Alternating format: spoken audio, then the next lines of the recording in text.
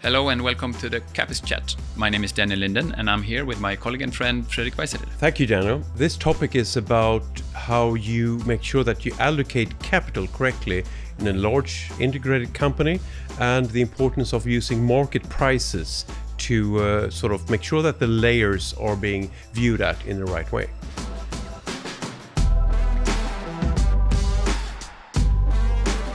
Many of the companies that we work with, they work within quite a large chunk of the value chain, from forest owning to pulp mills to paper and board production to converting, from mines to steel mills to converting, etc. It is not unusual that we find that most of the value in these companies, most of the value creation, especially the value, is upstreams.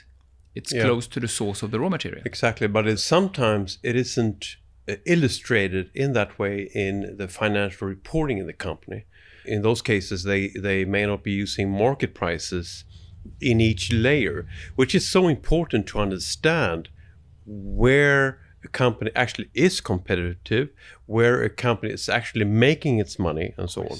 Oh yes. I come to think on a number of examples, but I will of course not mention them. But if you do not use market prices between your raw material supply, if it's in your own hands, and the next steps of your value chain, you risk misallocating capital tremendously. Oh yeah. And we've seen that also happen a number of times, where CapExes, we're talking in some cases not only millions of dollars or hundreds of millions of dollars, even billions of dollars over decades, that has been motivated by receiving raw materials at cost. Yeah, for free.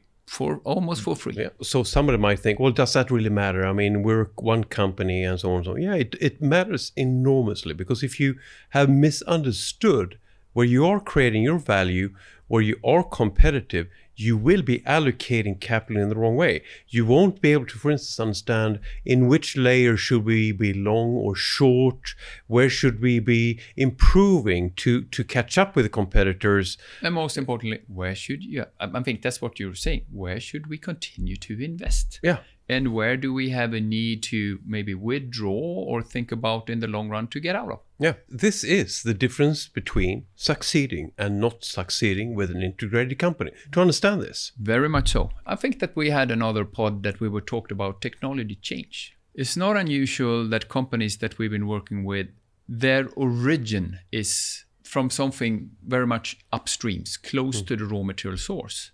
They started out as a forest owner or a pulp producer or something like that. And then over time, the companies see that there is value to be captured if they refine their raw material even further. They do pulp, then they do paper, and then they want to do some different converting. But what is rarely understood, I think, is that every time you take a step up the value chain, you usually also take a step up the technology chain. And when you take a step up the technology chain, there's usually a faster rate of change.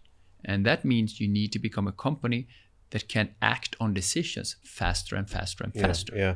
And if you have a culture in your company, which is a forestry culture, where your product takes 70 years to be completed, and you're instead in a business after a while where the product cycle is, we're talking months, then it's not easy to be an integrated company where the culture goes from 70 years to 2 months, and to be agile enough to actually How often do you need to make strategic decisions if you only own forests? Depends on how large this forest is, but for one piece of land, it's every 70 years, exactly. Or every 5 years if it's in Brazil, but still, we are talking years. How often do you need to make strategic decisions if you're a game developer? We're talking each quarter, I think. And of course, there's a big range in between there, but that's what happens. Yep. As you move up the technology chain, you need to become a faster and faster and more agile company. If you liked what you heard us talk about today and want to hear more about similar topics, don't forget to click subscribe or follow below. And if you liked what you heard today, press like.